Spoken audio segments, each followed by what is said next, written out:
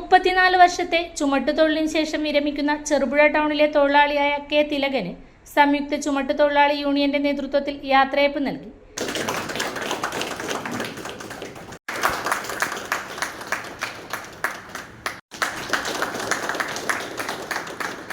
ചടങ്ങ് INTUC നേതാവ് V Krishnan master ഉദ്ഘാടനം ചെയ്തു.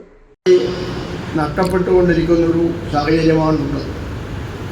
ഇപ്പോൾ ഇന്ത്യ രാജ്യത്ത് ഏറ്റവും കൂടുതൽ മുതലാളിത്ത സ്വഭാവം കടന്നു വരാൻ തുടങ്ങിയത് ഈ അടുത്ത കാലത്താണ്.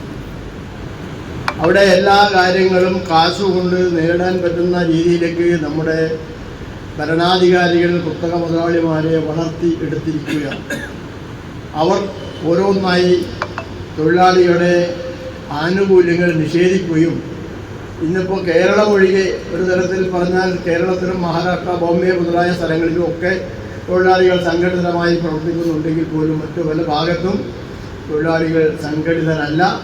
അതുകൊണ്ട് ഈ കുത്തക മുതലാളിമാർ തൊഴിലാളികളെ ചൂഷണം ചെയ്ത് കണ്ടമാനം കാശ് ഉണ്ടാക്കിക്കൊണ്ടിരിക്കുക. പി കൃഷ്ണൻ അധ്യക്ഷത വഹിച്ചു.